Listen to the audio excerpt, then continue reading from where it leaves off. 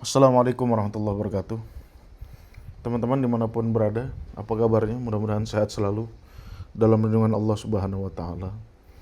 Alhamdulillah kita bisa ketemu lagi pada kajian Tadabbur Live pada hari Sabtu, tanggal 20 September 2025. Yang mana hari ini juga masih berada, ya kita semua masih berada dalam euforia Maulid Nabi yang dilaksanakan di berbagai tempat. Ya, saya nggak tahu di tempat teman-teman ya, tapi di Pontianak ini sendiri Maulid itu tidak sehari selesai gitu ya. Akan tetapi bisa sebulan. Semalam pun bahkan di Pontianak ini masih ada yang mengadakan Maulid. Kemarin ketika khutbah Jumat pun ya khotib-khotib itu masih menceramahkan tentang Maulid. Oke. Yang mana ketika kemarin saya mengikuti khutbah Jumat gitu ya, di sebuah masjid di Pontianak Timur, dekat rumahnya Guru Iswan. Gitu. Saya mendengar khotibnya menjerit-jerit, teriak-teriak gitu ya. Dan dia menceritakan banyak mitos tentang Nabi. Ya. Dia menceritakan banyak mitos tentang Nabi. Saya berandai-andai gitu ya. Dalam hati saya tuh, ini kalau Abu Bakar di sini ada, mungkin khotibnya kena hunus pedang sama Abu Bakar nih. Ya. Abu Bakar itu sosok yang dari kecil sama Nabi gitu, hidupnya. Ya. Abu Bakar itu kenal Nabi dari kecil gitu. Umurnya bahkan gak beda jauh Abu Bakar sama Nabi itu. Ya. Beliau tahu seluk-beluknya Nabi. Ya. Dalam hati saya kemarin ketika dengar khutbah, ini khatib ini ya, andai kata ada Abu Bakar sekarang, mungkin dihunus pedang lehernya sama Umar bin Khattab, sama Abu Bakar. Ya. Karena menyampaikan mitos-mitos terkait Nabi Muhammad di khutbah Jumat. Ya. Dan itu juga kadang-kadang membuat saya tuh ya sedikit malas gitu mendengarkan khutbah Jumat. Isinya omong kosong gitu. Khutbah Jumat, mimbar mingguan kita, umat Islam, momennya kita berkumpul di masjid, kita pengen dengar apa sih arahan Tuhan, apa sih petunjuk Tuhan, apa sih pengajaran dari Tuhan, apa sih wasiat-wasiat dari Tuhan. Malah dihiasi dengan mitos-mitos kaleng rombeng, omong kosong gitu ya. Dan itu disampaikan oleh orang yang ngakunya berpegang teguh terhadap ajaran Tuhan gitu. Itu disampaikan oleh lisan. Ya. Bahkan saya tahu kemarin yang nyampaikan khotib itu lulusan S2. Lulusan S2 di bidang agama kali. Ya. Iyalah, kalau enggak dia nggak mungkin naik mimbar gitu. Keluar dari lisan mereka gitu. Saya dari situ berusaha untuk apa saya dosa gitu ya kalau saya membiarkan seperti ini gitu. Bahkan saya sempat minta ampun setelah khutbah Jumat itu sama Tuhan gitu. Tuhan maafkan saya ya. Saya nggak bisa negor khotib yang telah membuat utusanmu menjadi objek mitos bualan belaka, menjadi objek khurafat, menjadi objek ya mengagung-agungkan manusia tidak pada tempatnya gitu. Berlebihan.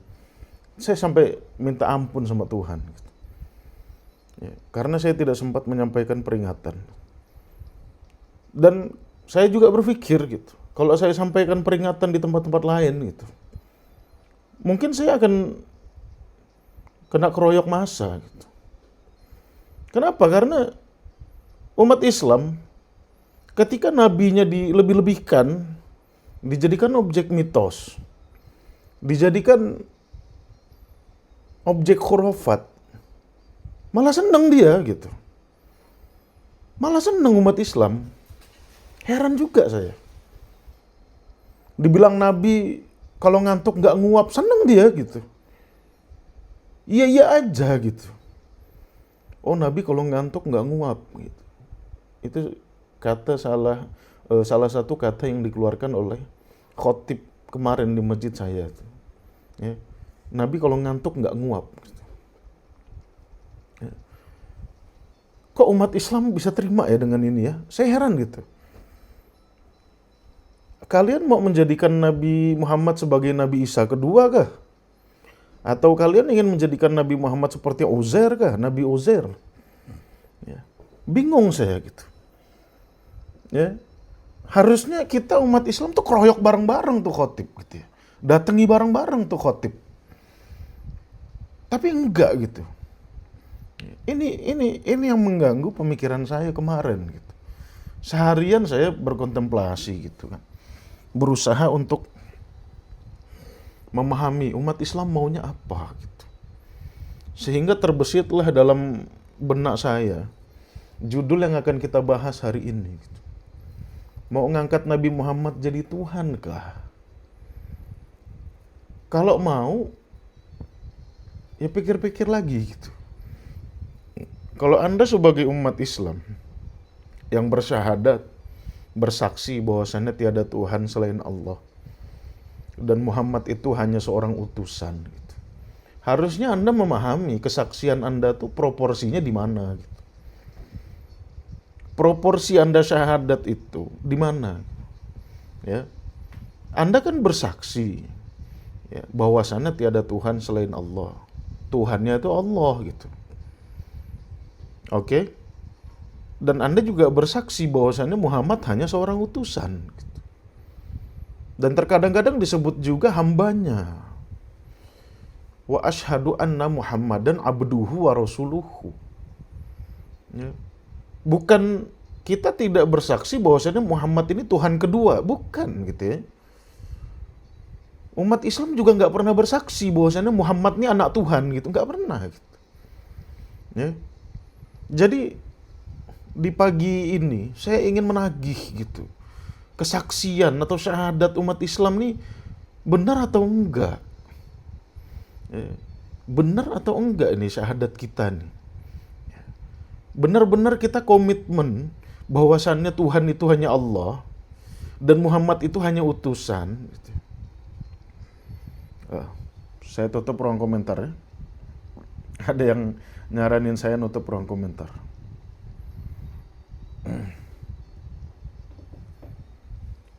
Ya, saya ingin menagih syahadat Anda gitu. Sebagai umat Islam yang sudah bersaksi bahwasannya Tuhannya hanya Allah, Muhammad itu hanya utusan, saya ingin menagih itu.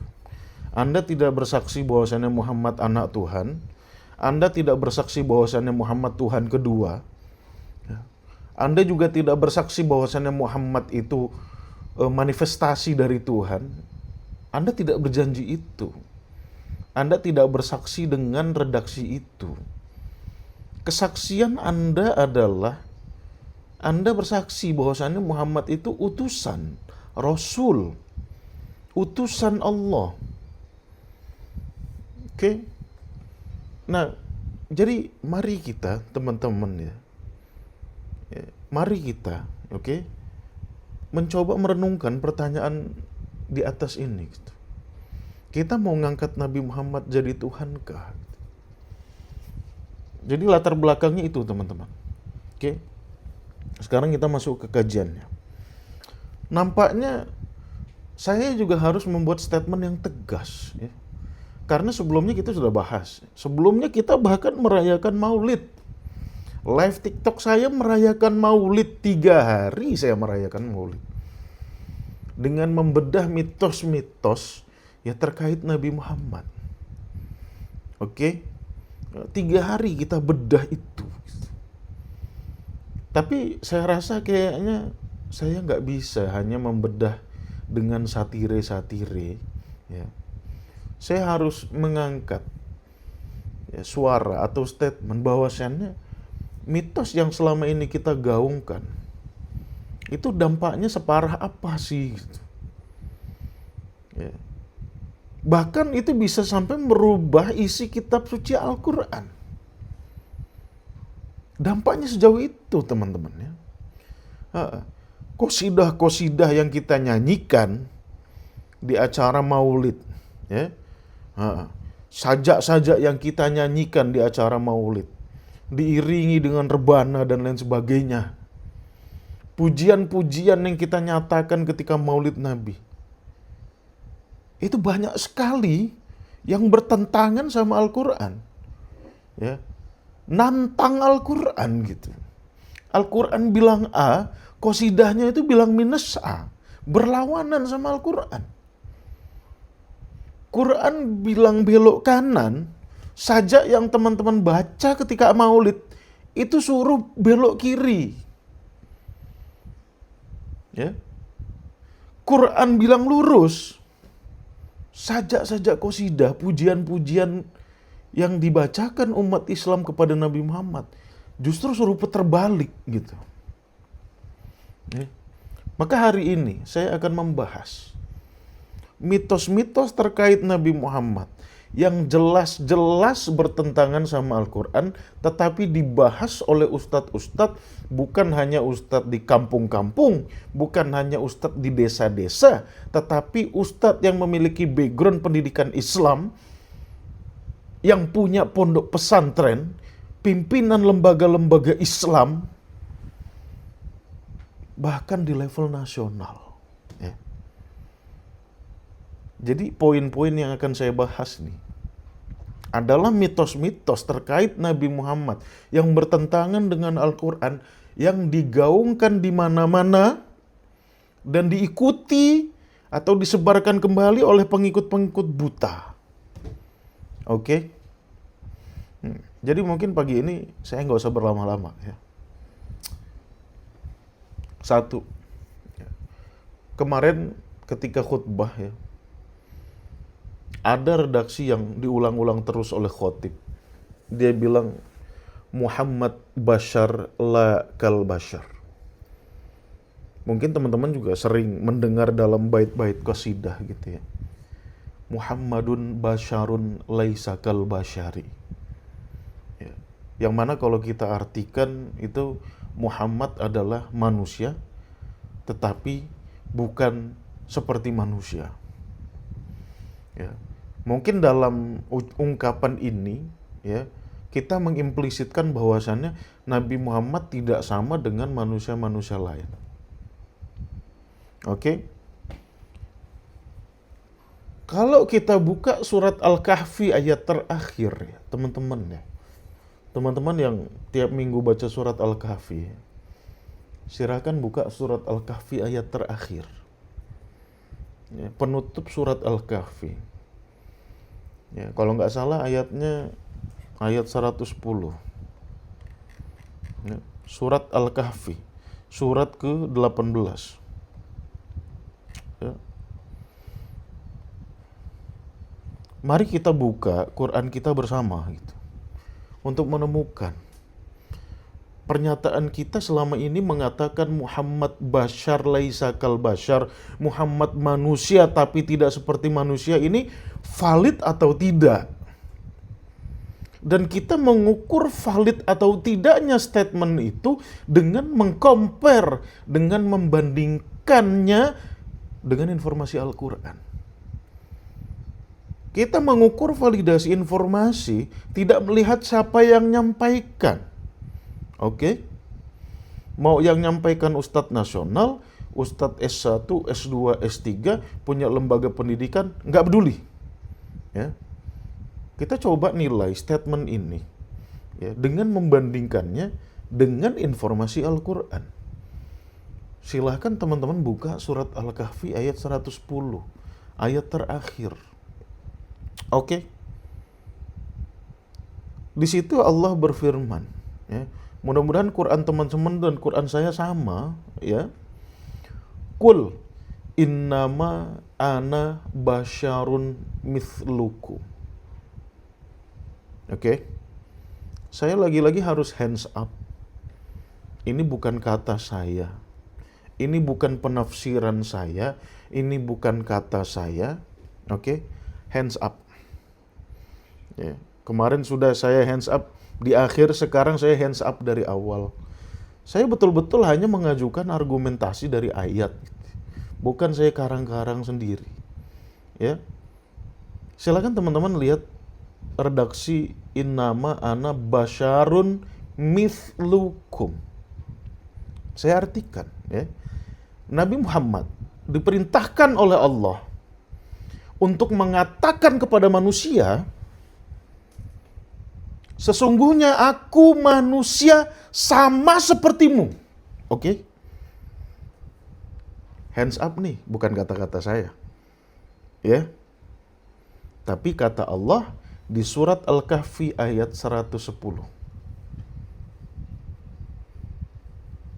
Alright? Ya, bukan kata saya ya. Teman-teman bisa saksikan di Quran teman-teman. Kul innama ana basyarun mithlukum.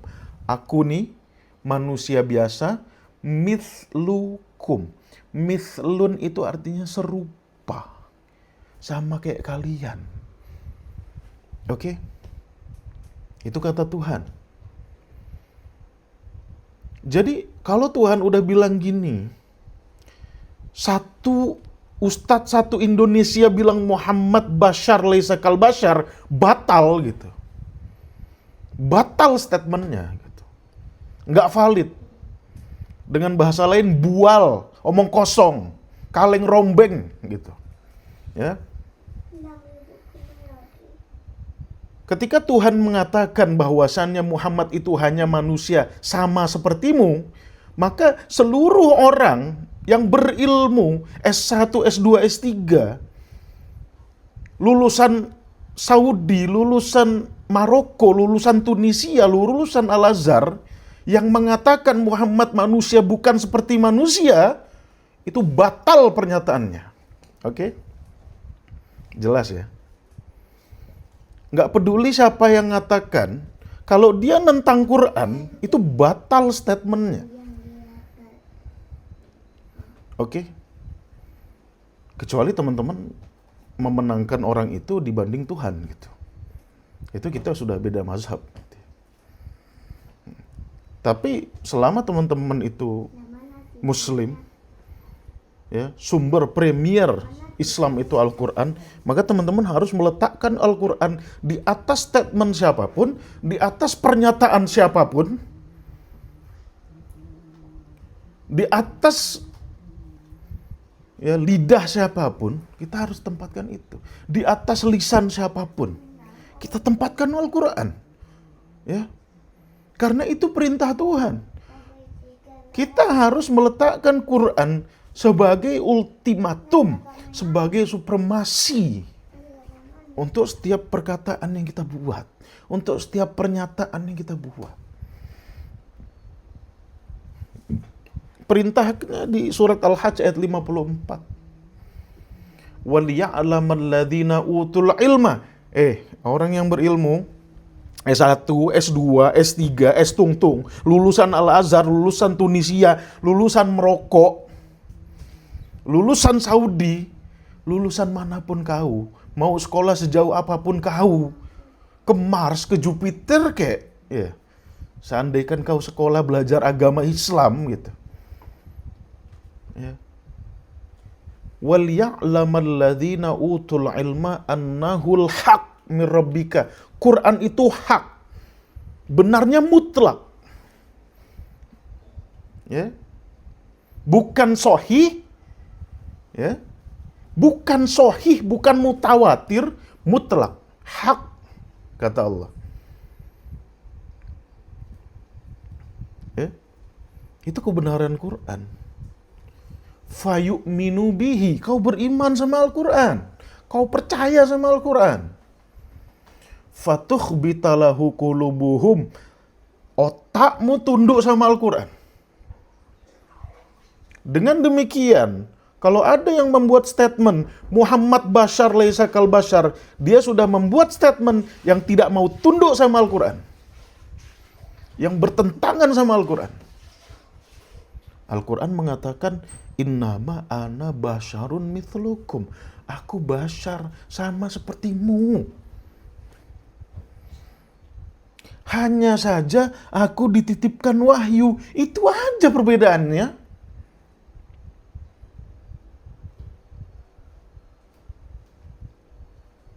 Balik lagi ke pertanyaan. Mau ngangkat Nabi jadi Tuhan? Iyakah? Mau kita menjadikan Nabi Muhammad sebagai objek sesembahan kita? 1000 tahun yang akan datang, 2000 tahun yang akan datang gitu. Kita baru 1400 tahun habis Nabi nih. Belum ada 10 senturi gitu. Ya. Jadi pertama ya, yang selalu saya dengar dari khutbah, dari acara-acara maulid, dikatakan Muhammadun basyarun laisa kal basyari. Saya mengkritik itu bukan karena nafsu saya pengen kritik ustadznya, bukan. Ya. Saya mengkritik itu bukan saya cari popularitas dengan mengkritik ustadz itu, bukan. Ya, bukan. Demi Allah bukan. Udah sumpah saya tuh. Saya mengkritik ini karena bertentangan sama Al-Quran. Dan kita sebagai umat Islam tidak boleh bertentangan sama Al-Quran. Quran suruh belok kanan, jangan kita belok kiri gitu. Quran suruh kita lurus, jangan putar balik. Quran ngatakan Nabi Muhammad basyar mithlukum, sudah manusia seperti kamu lagi. Seperti kalian, sama. Kok kita putar balik, kita katakan Muhammad manusia, tetapi bukan manusia. Kok Tuhan ditentang sih, gimana sih? Kok surat Al-Kahfi 110 ini ditentang gimana sih Pak Ustadz? Habaib gimana sih Bib? Pak Kiai, gimana sih? Kok Quran ditentang sih? Kenapa sih? Hobi banget tentang Quran gitu. Syekh, ulama. Ustadz, Kiai, Habaib, dengan segala hormat, ya, nyun sewu. Kok hobi amat gitu tentang Quran sih? Bahkan sampai dibawa ke mimbar tuh kok hobi sih gitu. Saya kalau diamanahkan ngisi khotib, ya, ngisi mimbar hari Jumat, itu betul-betul saya rancang sesempurna yang saya bisa buat gitu. Nggak asal jeplak copy paste dari guru-guru saya, enggak.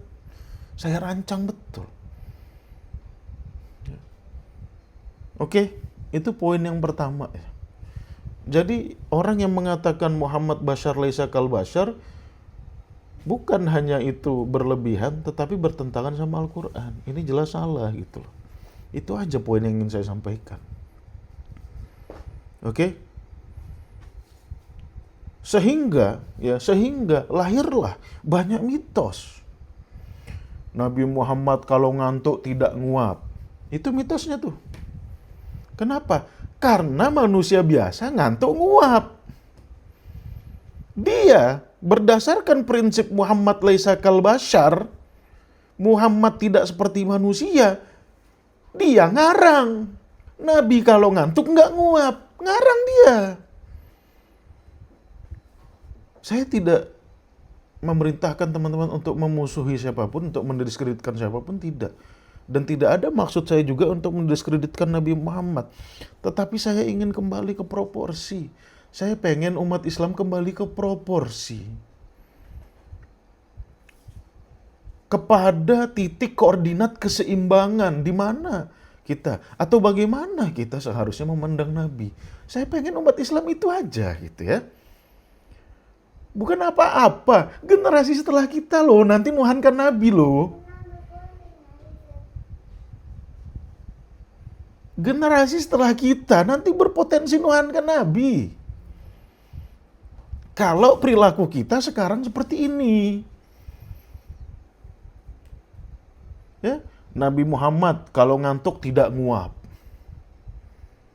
Nabi Muhammad kalau tidur tetap sadar. Mana ada orang tidur sadar?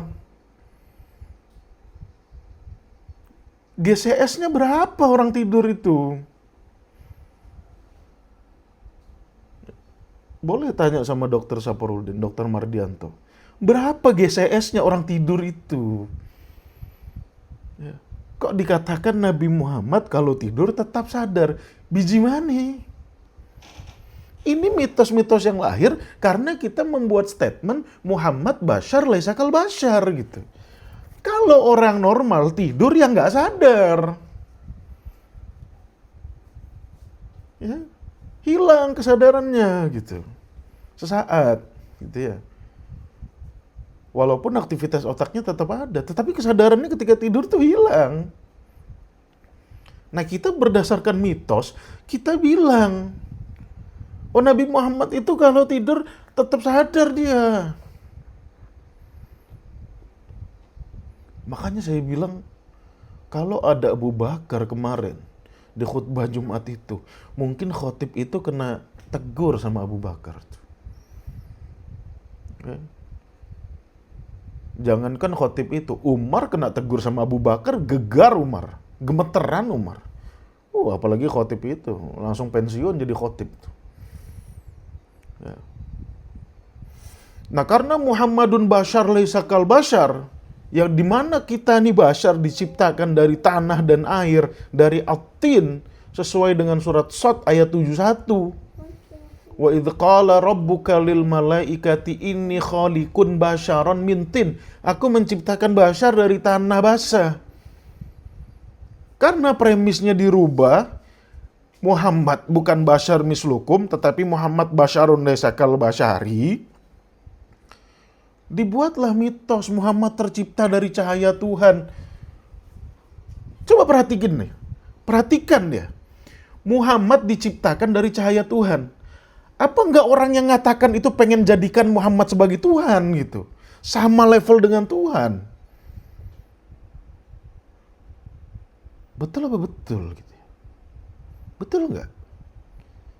Kita buat klaim Nabi Muhammad diciptakan dari cahaya Tuhan. Apa enggak kita menyamakan Muhammad sama Tuhan tuh jadinya tuh? Sehingga berkembang mitos ketika Isra Mi'raj, ketika di kayangan, ya, Nabi Muhammad diperintahkan ngadap Allah.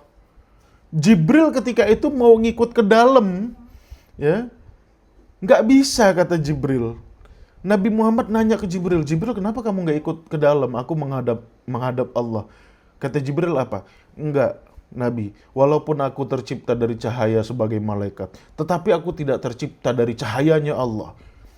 Sedangkan engkau tercipta dari cahayanya Allah. Apa enggak syirik ini namanya?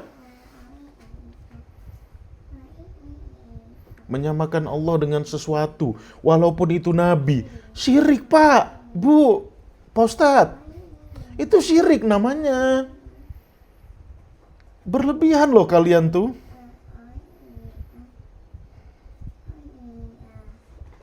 Dibilang Nabi Muhammad dari cahaya Tuhan.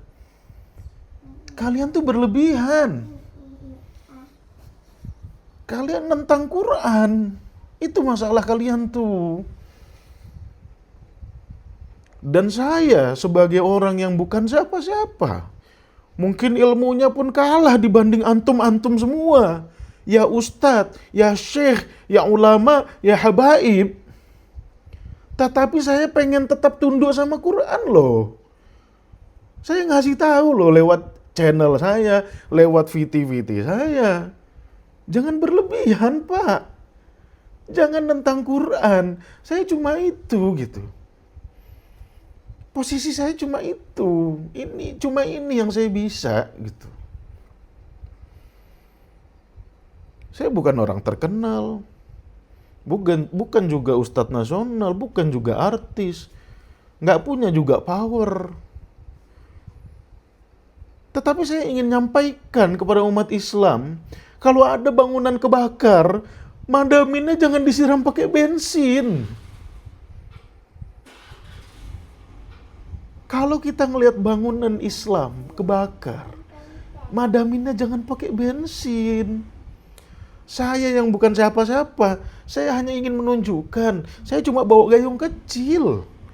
Ini loh Pak, kalau mau madamin pakai air, bukan pakai bensin. Tambah kacau kalau pakai bensin.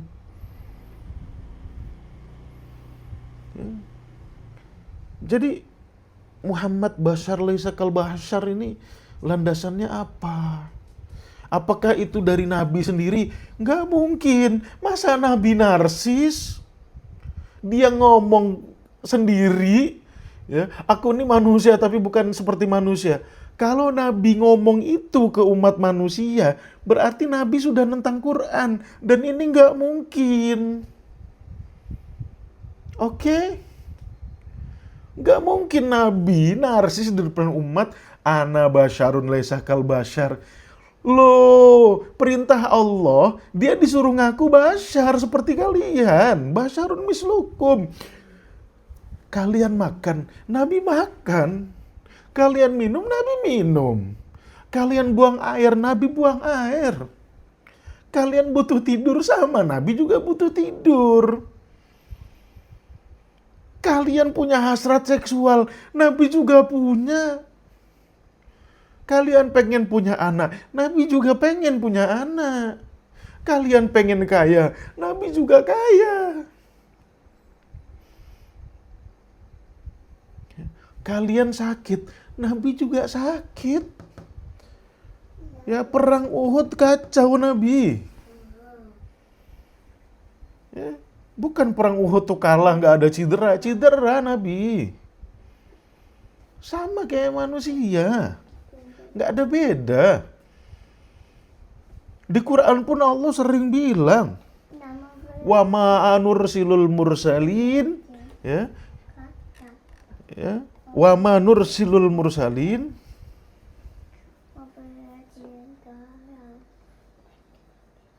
oke,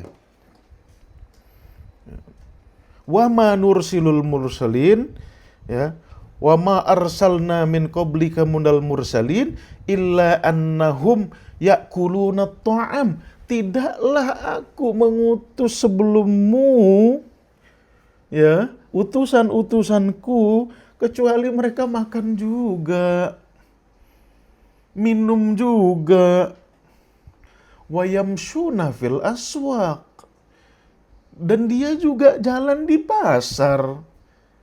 Dia bersosial.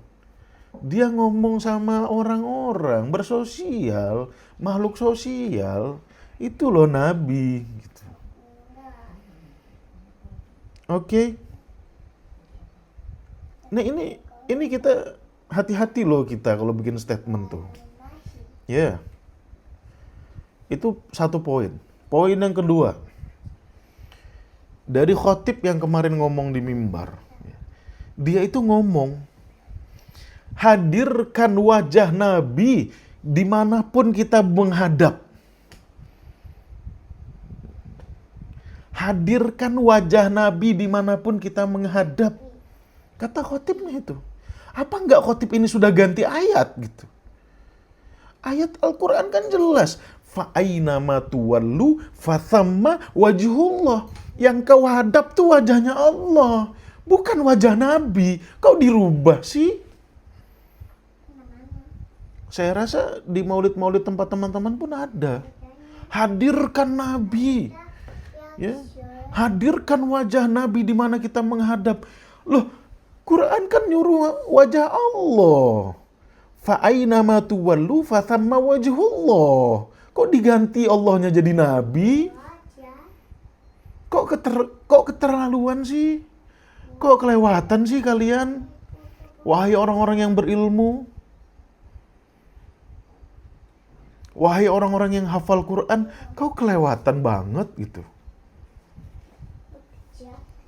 Ya. Kita disuruh menghadirkan wajah Nabi dimanapun kita pergi. Loh, yang harus hadirkan wajah Allah.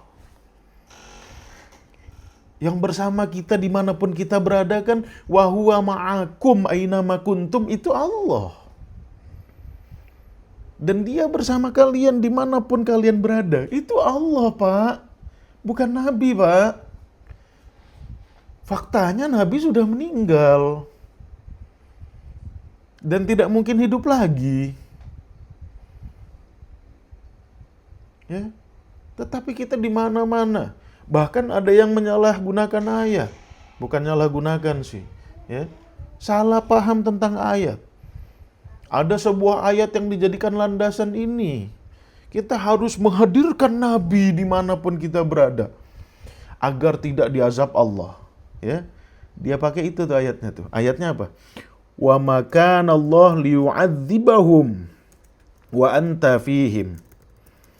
Wa ma kana Allah liyu'adzibahum wa anta fihim. Surat Al-Anfal ayat 33. Teman-teman boleh buka. Surat Al-Anfal ayat 33. Dan tidaklah Allah mengazab mereka dan Rasulullah berada di tengah mereka. Ini kan konteksnya lagi perang Uhud. Lagi perang Uhud, Nabi kepepet, ke pojok. Udah mau kalah. Kata Nabi minta sama Tuhan, "Ya Allah, udahlah, binasakan kita semua di sini, nggak apa-apalah," kata Nabi. Allah nggak mau. Ya nggak bisa Nabi. Kalau kau ada di situ dan orang-orang mukmin juga ada di situ lagi berperang, nggak mungkin aku azab, aku zolim kalau seperti itu. Ini loh konteks ayatnya. Kok kita ngartikannya aneh-aneh sih? Kita di mana-mana harus ada nabi. Loh, nabinya udah meninggal, Pak. Berpikir realistis. Biar Anda itu dapat berpikir sehat. Berpikirlah realistis. Nabi sudah meninggal. Dan Nabi sebelum meninggal ngatakan kepada kita, "Taraktu fikum amrain." Aku tinggalkan kepada kalian dua perkara. Ini peninggalan Nabi. Kitabullah wa sunnati Rasulillah. Al-Quran dan sunnah. Itu yang kau pegang. Bukan kau berkhayal duduk sama aku. Bukan gitu. Kau berhayal ngelihat muka aku, bukan. Ya, ini untung aja ulama itu ngelarang penggambaran muka Nabi. Untung tuh, ya, untung aja ulama kita melarang. Kalau tidak dilarang, kita buat karikatur Nabi, ya. Apa nggak foto Nabi sudah dijadikan jimat di rumah-rumah makan? Apa nggak foto Nabi sudah menjadi jimat di supermarket? Ayo. Untung loh dilarang. Yang diperbolehkan cuma tulisan Muhammad gitu aja. Kalau nggak dilarang saya nggak tahu. Dalam hal ini saya terima kasih kepada ulama yang mengharamkan karikatur Nabi. Saya terima kasih kepada ulama yang mengharamkan karikatur Nabi. Mudah-mudahan Allah mengasihani kalian, menyayangi kalian. Ya. Bersyukur kita. Ada ulama yang mau membuat fatwa, nggak boleh kita gambar-gambar Nabi. Alhamdulillah, saya bersyukur. Karena saya nggak bisa membayangkan, kalau itu dibolehkan, umat Islam dibolehkan menggambar muka Nabi, karikatur Nabi, apa nggak sudah jadi jimat itu? Ya. Jadi pernyataan kita, hadirkan Nabi dimanapun kita berada, hadapkan wajah kita kepada wajah Nabi dimanapun kita berada, itu sudah mengubah ayat Quran. Di Quran kita disuruh menghadap wajah Allah. Fa aina ma tuwallu fa thamma wajhullah. Bukan wajahnya Muhammad, bukan. Ini kalau kita mau berpikir, mau memandang Nabi secara proporsional. Oke. Itu poin yang kedua. Poin yang ketiga. Kita nggak pernah memahami makna sholawat dengan benar. Ya Allah. Sehingga kita menganggap Allah dan para malaikat yang bersalawat kepada Nabi, kita anggap itu sebagai apresiasi dan penghargaan. Padahal sholawat maknanya bukan memberikan apresiasi. Sholawat artinya bukan memberikan penghargaan, bukan. Sholawat artinya membangun akses. Itu udah saya jelaskan berkali-kali lah. Capek lagi saya jelasin. Kalau ada teman-teman yang ingin memahami makna sholawat secara proporsional, secara logis, secara rasional, apa itu sholawat, bagaimana penggunaan kata-kata sholawat dalam Al-Quran, silakan cari di VT saya, ada. berkali-kali. Ada 2 atau 3 video saya yang menjelaskan tentang makna sholawat. Nah, kita mengartikan sholawat sebagai apresiasi, sebagai penghargaan. Bahkan kita artikan doa sholawat itu. Sehingga saudara kita oten-oten menyerang kita dengan statement ini gitu. Ya salah sendiri. Lu sih ngartiin sholawat sebagai doa. Saya sering nonton Edis TV, sering saya. Ya, ngelihat video-videonya. Selalu sekaknya itu di situ. Kalian itu nyembah Muhammad, kata Edis. Kenapa? Allah saja ya berdoa sama Muhammad. Malaikat saja berdoa sama Muhammad. Jadi Tuhan kalian tuh Muhammad. Itu salah kita, bukan salah Edis. Kita ngartikan sholawat artinya doa gitu. Jadi jangan marahin Edis kalau dia nyerang-nyerang kita dengan statement itu. Ya. Salah sendiri, refleksi coba ke dalam. Ya. Itu yang ketiga. Yang keempat, jujur-jujuran aja, ya. Jujur-jujuran aja. Di majelis-majelis tuh, ustadz-ustadz tuh selalu memulai dengan alhamdulillah. Oke? Ya. Alhamdulillahi rabbil alamin wa bihi nasta'in ala umur dunya waddin. Alhamdulillahil khaliqil macam-macam lah dengan segala variasinya itu. Alhamdulillahilladzi hadana li hadza wa ma kunna linahtadiya laula an hadana Allah. Oke? Kemudian dilanjutkan dengan sholawat. Wassalatu wassalamu ala Rasulillah Muhammad. Coba lihat ya. Coba ya. Jujur-jujuran aja. Jawab dalam sanubari kita masing-masing. Di majelis-majelis itu, kalau disebutkan nama Allah itu biasa aja atau bergegar? Kita, umat Islam, atau ustadz-ustadz ujung tombaknya itu, ketika dia ngucap Allah itu bergegar hatinya, otaknya, badannya gemeteran atau enggak? Atau lebih bergegar mana ketika disebutkan nama Muhammad? Oke? Mana yang lebih bergegar? Kalau pengalaman saya, ketika saya ikut majelis, ketika saya berada di mana yang ada majelis itu, ketika dia baca hamdalah, itu asal lewat-lewat aja tuh kata Tuhan. Kata-kata Allah tidak membuat kita gemetar. Sedangkan ketika dia mengucapkan nama Muhammad, ya, bahkan dia berikan penekanan intonasi. Bahkan kalau jamaah tidak menjawab ketika dia sebut nama Muhammad, dia akan mengulangi lagi. Bayangin coba. Ini kan kita sudah kebalik-balik sama ayat Al-Quran. Ayat Al-Quran, surat Al-Anfal, innamal mu'minuna idza dzukirallah wajilat qulubuhum. Ya. Kalau kita disebutkan nama Allah, surat Al-Anfal ayat 2. Kalau kita disebutkan Allah, kita harusnya bergegar. Tetapi enggak. Kita disebutkan nama Tuhan biasa aja. Bahkan kita lebih takut kalau disebutkan kebalikannya, hantu. Kita jauh lebih takut dibilangin hantu daripada disebutkan nama Tuhan.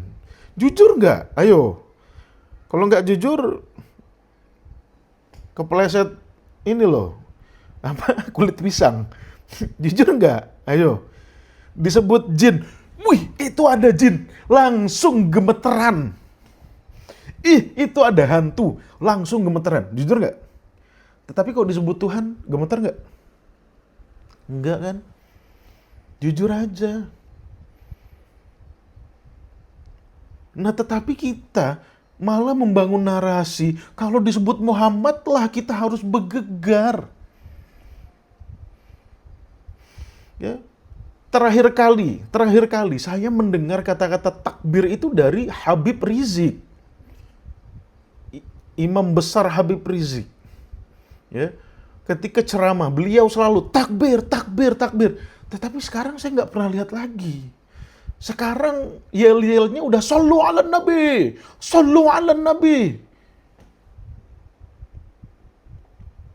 Kan sudah kebalik kita nih. Ya, dalam hal ini saya mendukung Habib Rizik. Ya, yang selalu mengumbang-endangkan takbir. Yang kalian besarkan itu Allah. Walitukabbirullah ala ma hadakum. Agar kalian itu membesarkan Allah dengan petunjuk yang Allah berikan kepada kalian. Dalam hal ini saya jujur, saya mendukung Habib Rizik. Takbir, takbir. Dulu perang itu nggak ada, mau perang sallu ala nabi, nggak ada. Dulu itu kalau perang takbir, takbir. Nggak ada mau perang sallu ala nabi, nggak ada. Ini kita bicara fakta. Nabi pun kalau perang kan takbir.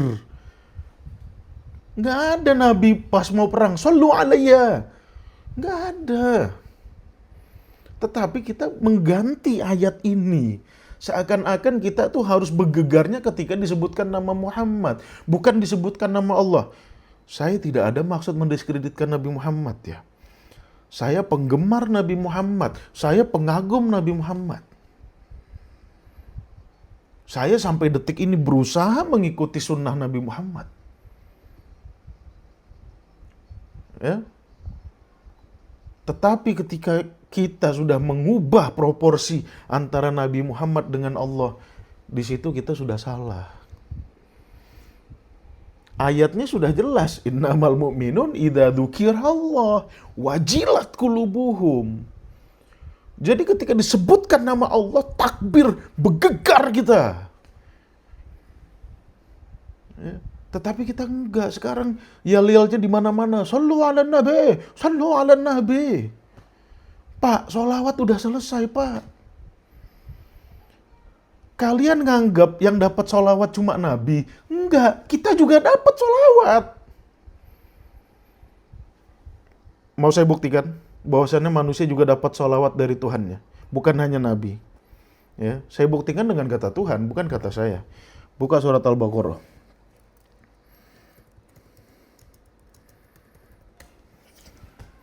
Buka surat Al-Baqarah 157. Saya buktikan bahwasannya yang dapat sholawat bukan hanya Nabi. Oke? Saya akan buktikan bahwasannya yang mendapatkan sholawat bukan hanya Nabi. Oke? Buka surat Al-Baqarah 157.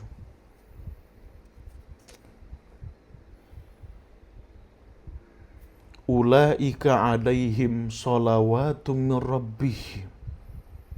Kalau kita baca runtutan ayatnya dari ayat-ayat sebelumnya, ya ayyuhalladzina amanu sta'inu bis-sabri was-shalah. Wahai orang-orang yang beriman, minta tolonglah dengan sabar dan salat. Innallaha ma'as-sabirin wa la takunu liman yuqtalu fi sabilillahi amwat. Jangan kau kira orang yang mati di jalan Allah itu mati, bal ahya, tetapi hidup. Kalian saja tidak merasa.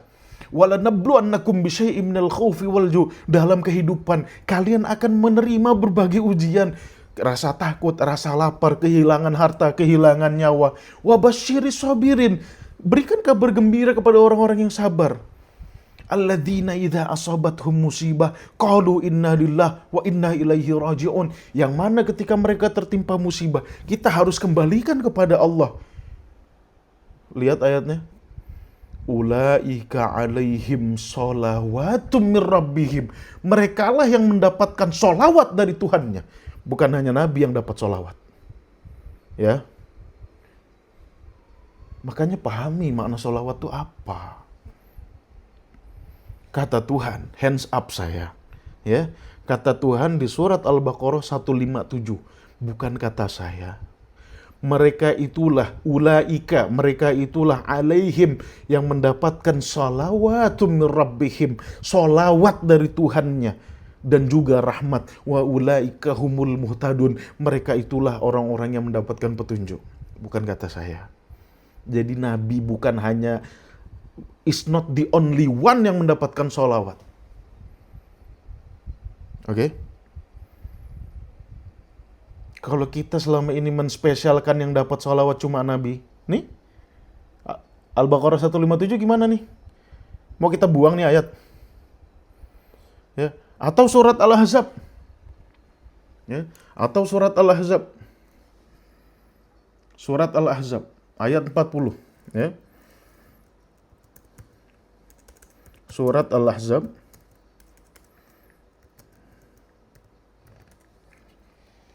ayat 43.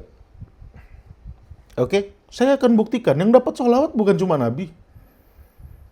Bukan pakai kata saya, pakai kata Al-Quran, ya. Kalau kata saya nggak kuat, siapa saya? Argumentasi yang keluar dari ide saya nggak kuat, siapa saya? Yuk, buka sama-sama Al-Ahzab ayat 43. Oke? Saya bacain ayatnya ya. Huwallazi yusalli alaikum. Dialah Allah yang bersalawat kepadamu. Kalian semua, ya. 342 orang nih. Umat manusia semuanya mendapatkan sholawat dari Allah. Mana ayatnya? Nih, Al-Ahzab 43. Huwallazi yusalli alaikum wa malaikatahu liyukhrijakum minaz zulumati ilan nur. Yuk, pahami makna kata sholawat, cari viti saya tentang sholawat. Saya jelaskan dengan kaidah bahasa Arab yang benar, dengan logika yang benar. Nggak ngarang-ngarang. Argumentasinya didukung dengan ayat-ayat Al-Quran juga. Jadi jangan bilang saya ngarang. Ya. Dan itu Anda, kalau Anda berpikirnya masih sehat, masih waras, pasti akan menerima penjelasan saya. Karena saya menjelaskan berdasarkan kaidah bahasa, berdasarkan rasionalitas, dan berdasarkan penggunaan kata sholawat dalam Al-Quran. Oke? Jadi yang dapat sholawat bukan cuma Nabi. Ya, dan ini bukan kata saya. Kalau teman-teman nentang statement ini, itu nentang Quran, bukan nentang saya. Saya nggak ada beban, no burden. Oke, saya nggak ada beban. Saya hanya nyampaikan surat Al-Baqarah ayat 157, bahwasannya ada hamba-hamba Allah yang mendapatkan sholawat dari Tuhannya. Bahwasannya di surat Al-Ahzab ayat 43, Allah bersolawat kepada seluruh manusia. Bukan kata saya. Saya hanya nyampaikan ayat. Oke. Itu yang keberapa tuh? Ya, yang keempat. Yang kelima. Dalam bait-bait qasidah kita mengatakan, ya, anta syamsun anta badrun. Nabi Muhammad kita ibaratkan seperti matahari dan juga bulan. Lanjutannya apa? Anta nurun fawqa nuri. Anta nurun fawqa nuri. Familiar nggak teman-teman dengan kata-kata nurun ala nur? Familiar nggak? Yang Allah sebut nurun ala nur itu, ya, ada nggak di Quran? Dalam Al-Quran sebelum itu ya, ada nggak dalam Al-Quran nurun ala nur? Ada nggak? Yo, teman-teman yang sering one day one juice, ada nggak? Ya, jawab masing-masing aja, ada nggak? Ya. Ada ya? Ada. Di surat apa? Di surat An-Nur ya, ayat 35, benar ya? Ada ya? Benar kan? Surat An-Nur ayat 35 ya. Ada kata-kata nurun ala nur. Itu Allah sebut nurun ala nur itu untuk siapa? Untuk Nabi Muhammad atau untuk Allah sendiri?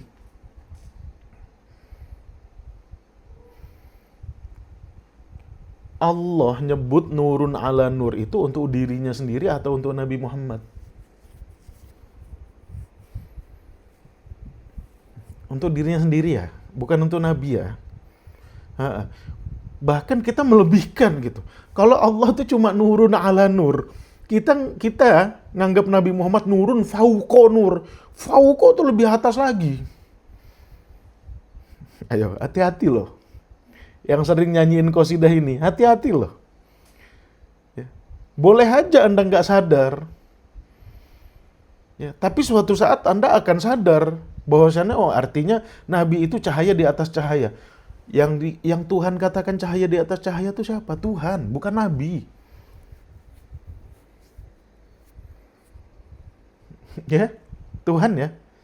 Bahkan di situ Allah cuma menggunakan ala, bukan fauqa. Kalau ala tuh nempel aja, ya. Apa misalkan? Ya. Nah, ini kalau ala tuh begini, ya. Kalau fauqa tuh terbang gini nih. Oh, nurun fauqa nurin tuh kayak gini nih. Kalau Allah cuma nurun ala nur gitu. Ya. Itu sematannya ke Allah ya. Bukan ke Nabi ya. Jadi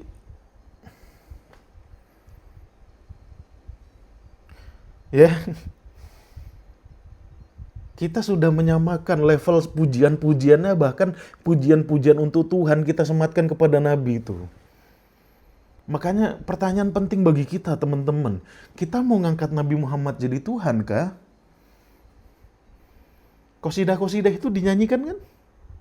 Ya, bahkan di lagu terbaru yang viral itu, Anta syamsun, anta badrun, anta nurun fauqa nuri. Sama anak-anak muda tuh, anak-anak muda-muda hijrah tuh, ya, dinyanyikan sama mereka loh. Ya, dinyanyikan juga sama qori yang sana, dinyanyikan juga sama qori yang sana. Bahkan direkam di studio-studio rekaman. Pujian yang seharusnya kita letakkan untuk Allah, kita letakkan juga untuk Nabi, jadinya sejajar. Jangan berlebihan lah. Ya. Jangan berlebihan. Dan yang terakhir ini lebih gila lagi. Ya. Seluruh keindahan dunia dan seisinya tidak sebanding dengan keindahan wajah Nabi. Itu kemarin keluar tuh sama khotib itu.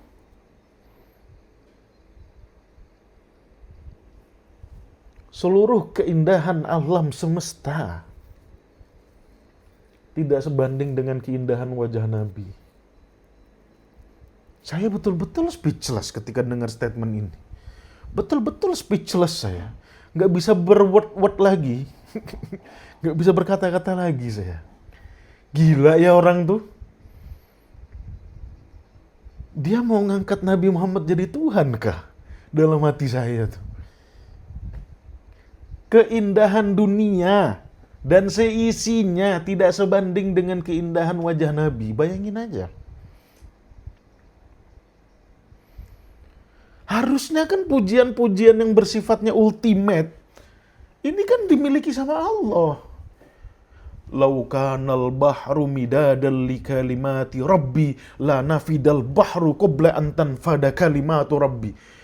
Ya, kalaulah ya, kalimat Allah, seluruh ciptaan Allah ditulis pakai tinta dari pena, ditulis pakai tinta yang tintanya itu dari lautan. Laut itu akan kering duluan sebelum selesai kita nulis ciptaan Allah itu apa aja. Ini kan pujian-pujian ultimate seperti ini untuk Allah. Ya. Pujian-pujian ultimate. Ya, pujian-pujian supremasi, pujian-pujian bernuansa supremasi ini kan disematkannya untuk Allah.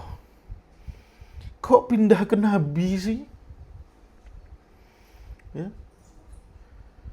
Kalau kita lihat alam semesta, surat Al-Muluk, ya. Surat Al-Muluk kita lihat. Ya.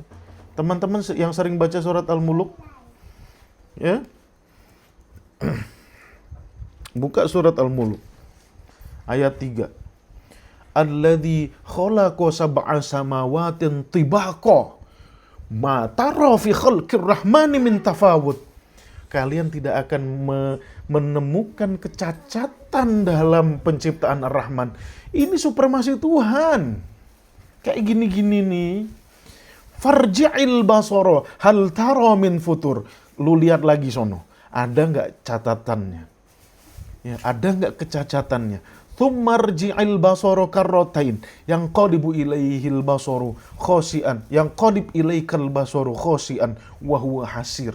Ini kan supremasi pujian-pujian untuk Allah.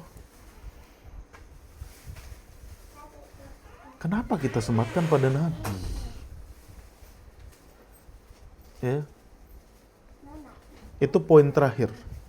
Saya ingin menagih kesaksian umat muslim seluruhnya. Minimal kita abis ini tuh ngomong dulu deh ke anak istri, ke keluarga kita. Ya, kita sebarkan dulu. Kalau ke ustadz-ustadznya mungkin kita susah, kita nggak dianggap. Siapa lo? Ya, saya lebih percaya sama. Pasti ngomongnya kayak gitu. Daripada kamu. Tuduhan apa? Itulah statement-statement yang Nabi terima ketika Nabi pertama kali mendakwakan Al-Quran gitu. Saya lebih percaya nenek moyang saya yang sudah ngajarin bla bla bla bla daripada kamu Muhammad.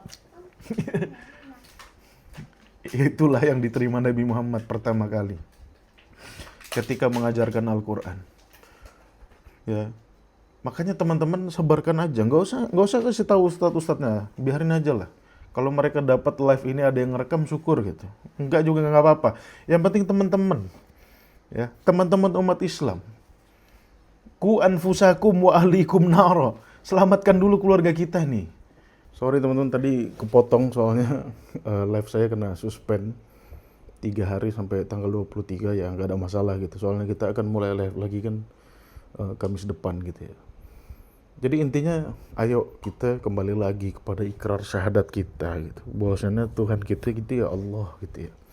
Kita kan dalam syahadat asyhadu an la ilaha illallah wa anna Muhammadar Rasulullah. Muhammad itu hanya utusan Tuhan. Dia manusia biasa seperti kita. Makanya apapun yang ada pada manusia pada umumnya itu ada semua pada Nabi gitu. Oke? Nggak ada satupun yang nggak ada, sama manusia sama. Ya beliau pada akhirnya kan wafat juga. Ya. Ada salah seorang sahabat yang nggak terima ketika beliau wafat gitu, Umar bin Khattab gitu. Tapi diperingatkan oleh Abu Bakar ketika Umar tidak terima bahwasanya Nabi Muhammad telah meninggal. Ya. Bahkan kata-kata Abu Bakar ketika itu sangat menohok gitu.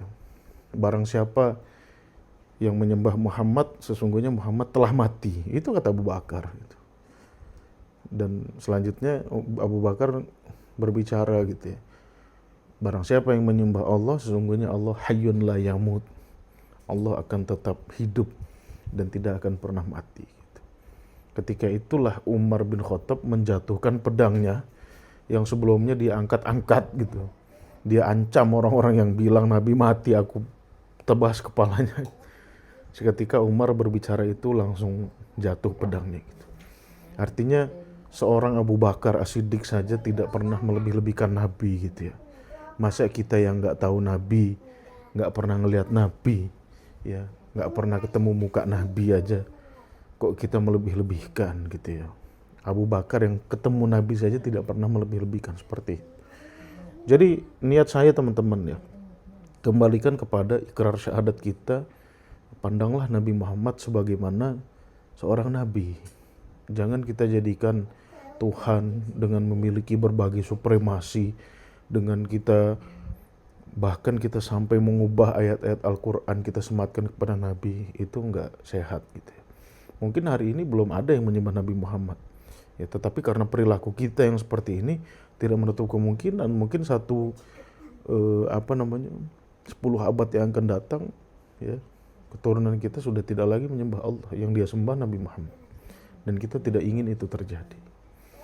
Oke, itu aja teman-teman yang bisa saya sampaikan pada pagi hari ini ya. Mudah-mudahan teman-teman dapat pelajaran ya. Mudah-mudahan ya teman-teman dapat menyebarkan juga ya, minimal ke keluarga terdekat ya. Kita mencoba mengubah perilaku umat Islam ini pelan-pelan, mulai dari diri kita sendiri dan keluarga kita ya. Sehat-sehat selalu, mudah-mudahan lancar segala urusan.